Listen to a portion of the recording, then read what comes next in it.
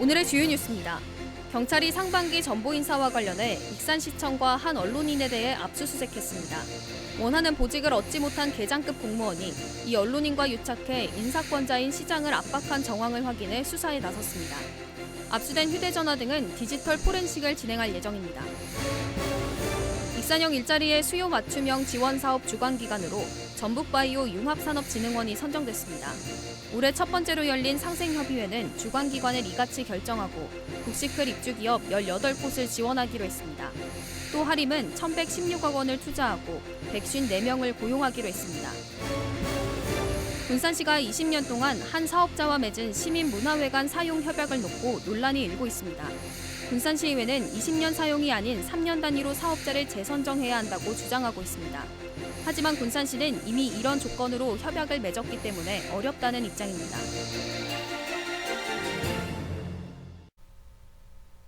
여러분 안녕하십니까? 4월 23일 화요일 종합뉴스입니다. 경찰이 상반기 전보 인사와 관련해 오늘 익산시청을 압수수색했습니다.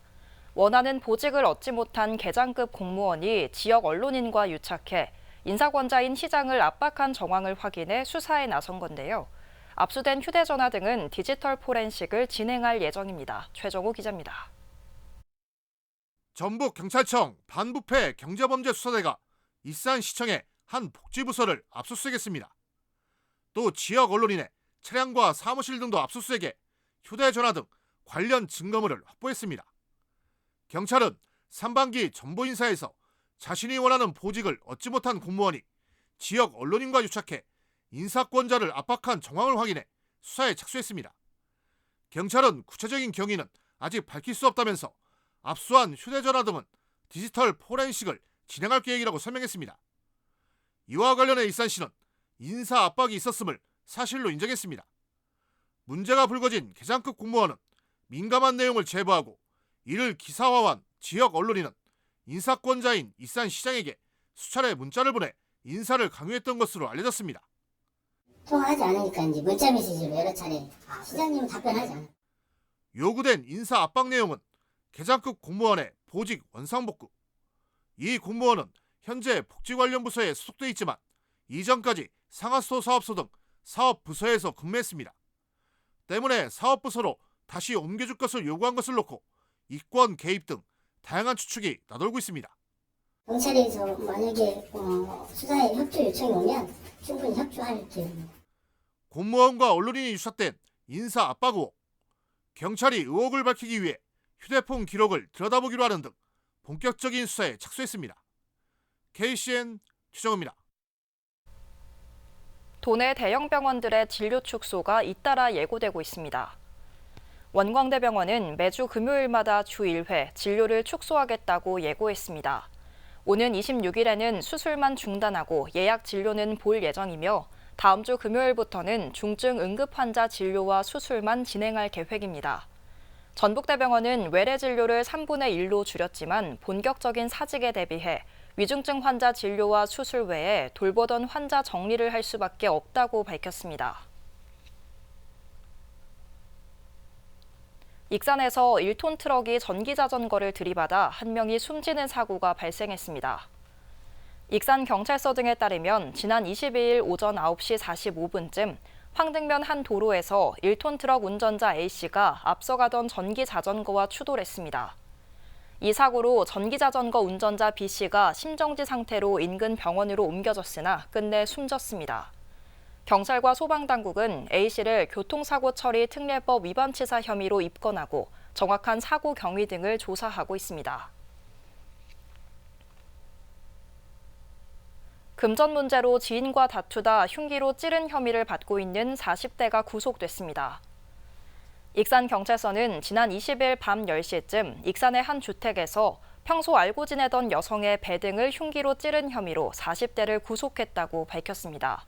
피해 여성은 생명에는 지장이 없는 것으로 알려졌으며 금전 문제로 말다툼을 벌이다 흉기를 휘두른 것으로 드러났습니다. 경찰은 구체적인 사고 경위를 조사하고 있습니다. 군산시가 지방세 고액 상습 체납자들의 행정 제재에 나섭니다. 시는 내달 31일까지 총 90억 원의 체납액을 가진 상습 체납자 726명에 대해 공공기록정보 등록과 관어사업 제한을 추진한다고 밝혔습니다. 공공기록정보에 등록된 체납자들은 인적사항과 체납액 등이 한국신용정보원에 제공돼 신용등급 하락과 대출금 이자율 상승, 추가 대출 제한 등 금융거래에 제약을 받습니다. 또 관어사업 제한을 통해 인허가 부서에 사업 정지와 허가 취소 등을 요청할 예정입니다. 어민들과 시민단체가 새만금호 바닷물의 상시 유통을 촉구하는 서명운동에 나섰습니다. 새만금 상시 해수유통 서명운동본부는 어제 발족식을 갖고 새만금 담수화 계획은 실패했다며 다시 물길을 열어야 한다고 촉구했습니다. 서명운동본부는 하루 2번 수문을 여는 방식으로는 수질 오염을 막지 못하고 있다며 해수면보다 1.5m 낮은 수위를 포기해야 한다고 주장했습니다. 이들은 오는 8월까지 10,000명 이상의 서명을 받아 새만금위원회와 국회에 새만금 해수 상시 유통 의사를 전달할 계획입니다.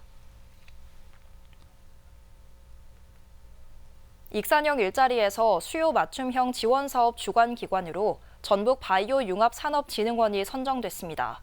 올해 첫 상생협의회에서 주관기관을 이같이 결정하고 국시클 입주기업 18곳을 지원하기로 했는데요. 또 하림은 1,116억 원을 투자하고 154명을 고용하기로 했습니다. 김은서 기자입니다. 올해 첫 익산형 일자리 상생협의회가 23일 익산시청에서 열렸습니다. 작년 12월 새롭게 위촉된 상생협의회 위원과 실무위원회 위원 등 30여 명이 참석해 올해 사업 추진 방향을 정했습니다. 일자리를 지난 1년 동안 해보니까 이제 우리 지역의 농산물이 식품 클러스터에 들어갈 수 있는 제 준비가 하나하나 돼가고 있다. 지난 2월 산업부의 지방주도형 투자 일자리 수요 맞춤형 지원 사업 공모에 선정됐던 익산시. 상생협의회는 수요 맞춤형 지원 사업 주관기관으로 전북바이오 융합산업진흥원을 선정했습니다. 진흥원은 국비 4억 2천만 원을 투자해 국시클 입주기업들을 지원하고 매출액 24억 원을 달성하도록 할 계획입니다. 지원 분야별로는 제품 개발 7곳, 품질 향상 6곳, 마케팅 지원 5곳 등 모두 18개 기업입니다. 또한 하림산업과 하림푸드 등은 올해 1,116억 7천만 원을 투자해 154명을 고용할 계획입니다. 올해 고용 목표를 달성하게 되면 오는 2026년까지 고용하기로 한 정규직 645명의 61%인 395명을 고용하게 됩니다. 하림에서도 매년 계획대로 투자를 해주셔서 올 하반기에는 또 한 2, 3천억 또 투자 본격적으로 시작이 될 것 같아요. 그렇게 되면은 거기에 이제 우리 하림 참여 기업들도 그 제품 생산이나 유통에 많은 도움이 될 것이고. 지역의 노농 3인정으로 구성된 익산형 일자리 상생협의회. 올해 추진하는 사업들로 익산 식품산업 경쟁력을 확보할지 주목됩니다. KCN 김은서입니다. 군산시가 은파공원 테라스하우스와 관련해 법제처 의견 회시와 감사원의 결과를 지켜본 뒤 건축 허가 여부를 결정하기로 했습니다. 군산시는 테라스하우스 허가 여부를 법적인 문제를 명확히 한 뒤 판단할 예정입니다. 이를 위해 법제처의 법적인 판단 결과와 시민단체가 신청한 공익감사 청구의 감사원 결과를 보고 결정을 내릴 방침입니다. 테라스하우스는 은파공원 인근 자연 녹지 지역에 추진되면서 군산 시민단체들이 반발하고 있습니다. 정원율 익산시장과 한병도 이춘석 국회의원이 오늘 오후 4시 양호봉 전북대 총장을 만나 익산 캠퍼스 축소 방침을 철회할 것을 요구했습니다. 정 시장 등은 양 총장과의 비공개 면담을 통해 지난 2007년 체결된 전북대와 익산대 통합 합의를 일방적으로 파기한 것은 잘못된 방침인 것을 강조했습니다. 이어 전북대 익산 캠퍼스 환경생명자원대학 폐지를 즉시 철회해 줄 것을 요구했습니다. 한편 전북대는 내년부터 익산 캠퍼스에 수의학과만 남겨놓을 계획입니다. 전북특별자치도의회가 아리백 참여기업을 지원하는 조례를 제정했습니다. 이명현 의원이 대표 발의한 아리백 참여기업 지원에 관한 조례가 지난 19일 본회의를 통과하면서 도내 기업 아리백 지원의 제도적 근거가 마련됐습니다. 조례에는 아리백 참여 기업 활성화를 위해 자금과 정보, 기술, 인력, 경영 지원 등의 내용이 담겼습니다. 도내에서는 한국형 아리백에 7개 기업이 등록했고 4개 기업이 아리백 이행에 참여하고 있습니다. 전북자치도가 바이오 산업 육성과 투자 활성화를 위해 IMM 인베스트먼트 등 벤처캐피털 기업 7곳과 업무 협약을 체결했습니다. 협약에 따라 벤처캐피털 기업들은 전북자치도와 협력 사업을 추진하고 바이오 기업에 대한 투자 유치 활동에 나서게 됩니다. 특히 IMM 인베스트먼트는 운용자산 7조 원 규모의 국내 최대 투자사입니다. 도심 항공교통인 UAM과 관련한 연구 용역이 이뤄집니다. 전북자치도는 오늘 2억 8천만 원을 들여 UAM 실증과 서비스 관련 산업 연구 용역에 들어간다고 밝혔습니다. 이번 용역은 한국토지정보공사가 맡아 올해 말까지 조사할 예정입니다. 용역에는 UAM 사업의 타당성과 기업 유치 전략 등이 담길 전망입니다. 세계 스카우트위원회가 지난해 열린 새만금 잼버리의 파행 원인을 한국 정부의 개입 때문이라고 밝혔습니다. 세계 스카우트위원회는 지난해 10월부터 대회 실패 과정에 대한 조사를 벌인 결과 한국 정부의 과도한 개입을 실패 원인으로 지목했습니다. 대회를 주도했어야 할 한국 스카우트 연맹이 소외됐고 대규모 예산을 지원한다는 이유로 한국 정부가 대회를 좌지우지하면서 문제를 일으켰다고 비판했습니다. 반면 감사원은 책임 소재를 가리겠다며 감사에 착수한 지 8개월이 지났지만 결과를 내지 못하고 있습니다. 군산시가 20년 동안 한 사업자와 맺은 시민문화회관 사용 협약을 놓고 논란이 일고 있습니다. 군산시의회는 20년 사용이 아닌 3년 단위로 사업자를 재선정해야 한다고 주장하고 있지만 군산시는 이미 이런 조건으로 협약을 맺었기 때문에 어렵다는 입장입니다. 모영숙 기자입니다. 우리나라 근대건축의 거장 고 김중업 선생이 설계한 군산시민문화회관. 지은 지 35년이 넘고 10년간 빈 건물로 방치되다 지난해 1월 새 단장을 시작해 올해 안에 재개관할 예정입니다. 120억 원을 들여 문화예술공간과 음식점, 카페 등 상업시설이 새로 들어섭니다. 군산시는 2년 전 이 건물의 운영을 맡을 우선 협상자를 선정해 협약도 체결했습니다. 건물주인 군산시는 관리감독만 맡고 민간 사업자는 보조금을 받지 않는 대신 수익시설을 운영해 20년 동안 운영한다는 게 골자입니다. 하지만 군산시의회는 이 같은 장기 사용 허가에 대해 우려의 목소리를 내고 있습니다. 370억 원가량의 시 자산을 한 사업자가 20년 동안 독과점으로 운영하는 것은 특혜 소지가 있다는 겁니다.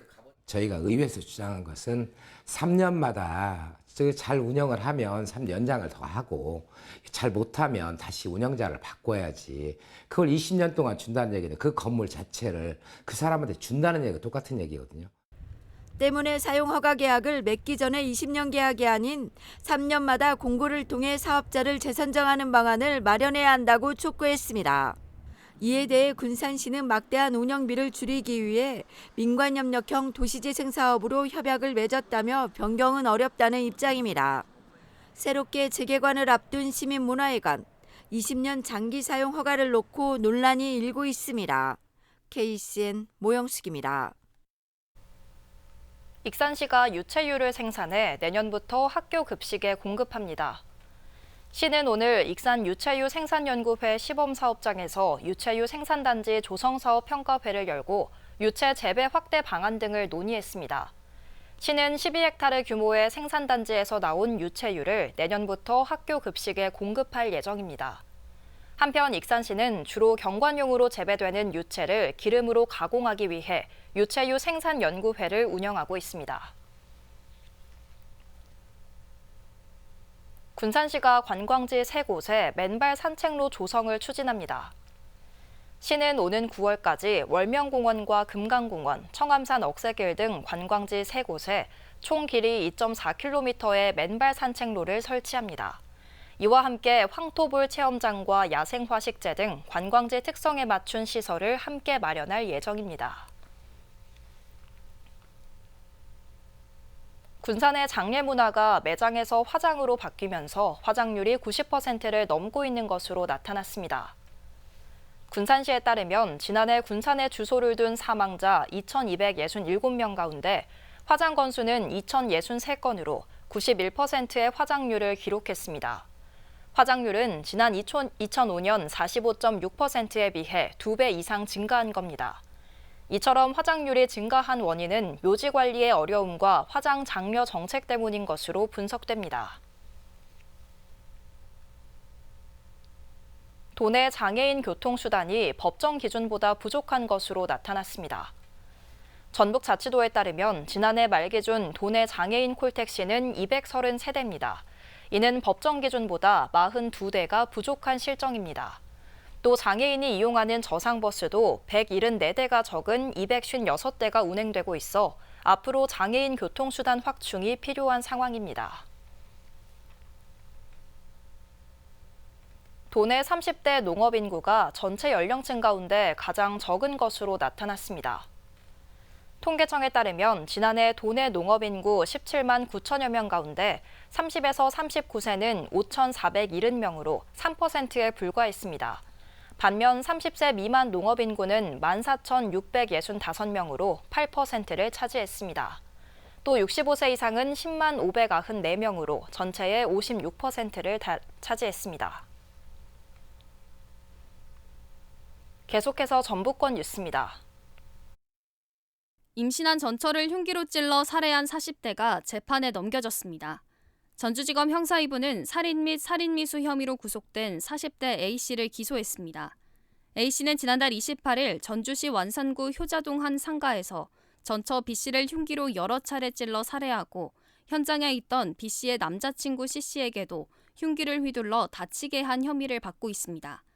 사건 당시 B씨는 임신 7개월째였으며 경찰과 소방당국은 사망자의 임신 사실을 확인하고 병원으로 옮겨 제왕절개를 통해 태아를 구조했습니다. A씨는 B씨에게 새로운 남자친구가 생겼다는 사실을 받아들이지 못해 범행한 것으로 드러났습니다. 정읍시가 제14회 동학농민혁명 대상에 이만열 전 국사편창위원장을 선정했습니다. 이 전 위원장은 동학농민혁명 기록물 유네스코 세계기록유산 등재추진위원장을 역임했고 숙명여대 한국사학과 교수로 30여 년간 재직한 국내 역사학계의 석학으로 평가받습니다. 특히 2005년부터 동학농민혁명 참여자 명예회복심의위원회 활동을 통해 혁명 참여자와 그 유족의 명예를 회복하는 데 공헌했고 동학농민혁명 기록물의 세계 기록유산 등재를 이뤄내 혁명의 세계사적 가치를 높이는 데 기여했습니다. 전통가락과 대중음악을 접목한 2024 전주 조선팝 공연이 다음 달 3일부터 5일까지 사흘 동안 전주 전라가면과 전주 영화의 거리 일대에서 열립니다. 13개 팀이 노래와 연주, 퍼포먼스 등 다양한 장르를 선보이며 전주시는 공연장을 찾지 못하는 시민들을 위해 공연 영상을 조선팝 TV 유튜브 채널에 공개하기로 했습니다. 또한 부대 행사로 조선팝 인생 네컷, MC와 미니게임, EDM 파티 등을 통해 축제의 흥을 도울 예정입니다. 지금까지 전북권 뉴스 김은서입니다. 군산시가 올해 청소년상 후보자 모집을 재공고한 결과 7개 분야 가운데 2개 분야는 추천이 없는 것으로 나타났습니다. 군산시는 지난 15일부터 닷새 동안 24세 이하 청소년을 대상으로 봉사와 효행 등 7개 분야 후보자 추천을 받았습니다. 이는 지난 14일까지 첫 모집한 결과 모든 분야에서 후보자 추천이 없었던 데 따른 겁니다. 하지만 재공고에서도 근로와 체육 등 2분야의 후보자 추천은 이뤄지지 않았습니다. 익산시가 읍면동장 책임제로 400여 건의 복지 서비스를 제공했습니다.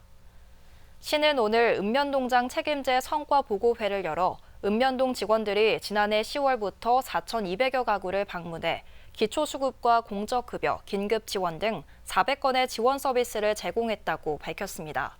또 복지관과 로타리클럽 등 민간자원 서비스 9천여 건과 연계해 복지 서비스를 제공했습니다.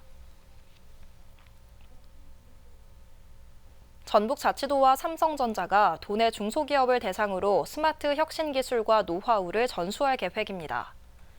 전북자치도는 도내 중소기업에 대기업 출신 혁신 전문가 30명을 투입해 스마트 공장 교육을 진행할 방침입니다. 전문가들은 지원 대상 기업에 머물며 기업 컨설팅과 현지 실사를 통해 문제점을 개선하게 됩니다. 또 삼성전자는 개방 특허를 무상으로 제공하고 국내외 바이어 발굴 등도 지원할 계획입니다. 군산문화재단이 문체부와 지역문화진흥원의 문화로 사회연대 지역 거점센터 운영단체로 선정됐습니다. 이번 선정으로 문화재단은 다음 달부터 7개월 동안 1억 2천만 원을 투입해 사회 정서적으로 고립된 1인 가구의 복귀를 지원합니다. 문화재단은 문화예술단체 등과 협력 네트워크를 구축해 인문 상담 프로그램 등 맞춤형 프로그램을 운영할 예정입니다. 군산 어린이 청소년의회가 출범해 본격적인 운영에 들어갑니다. 군산시는 초등학교 5학년부터 19세 미만 청소년 38명으로 구성된 어린이 청소년의회가 오는 27일 발대식을 열고 출범한다고 밝혔습니다. 이들은 세계 상임위원회를 구성해 의제 발굴과 정책 건의 등 시정 활동에 참여할 예정입니다. 한편 군산 어린이 청소년의회는 올해로 9기째를 맞았습니다. 다음은 우리 동네 소식입니다.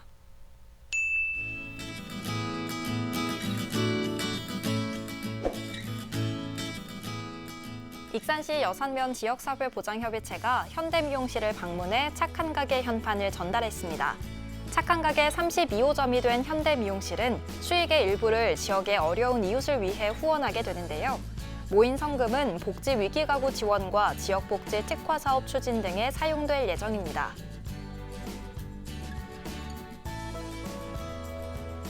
군산시 소룡동 12개 업체가 동시에 착한 가게에 가입해 전북사회복지공동모금회 착한 가게가 5,000호를 달성했습니다. 군산시 소룡동 행정복지센터는 전북사회복지공동모금회와 함께 소룡동 착한 가게에 신규 가입한 업체에 대해 단체 가입식을 진행하고 인증 현판을 전달했는데요.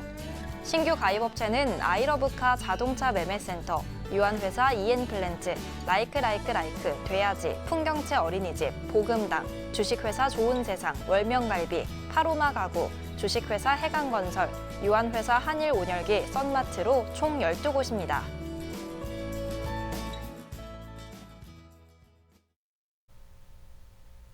이어서 내일의 날씨입니다.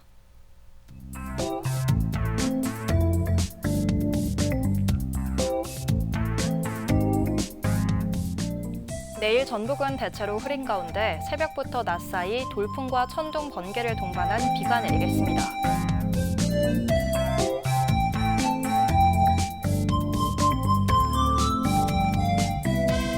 기온은 10도에서 18도 사이의 분포를 보이겠습니다.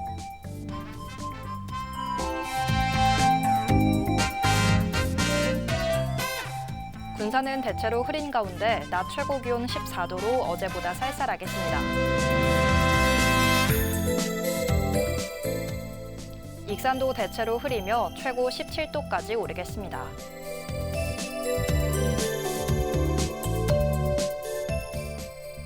바다의 물결은 0.5에서 2m 사이로 일며 잔잔하겠습니다.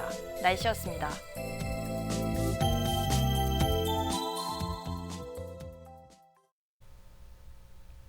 이상으로 KCN 종합뉴스를 마칩니다. 정확한 보도로 늘 함께하겠습니다. 시청해주신 여러분 고맙습니다.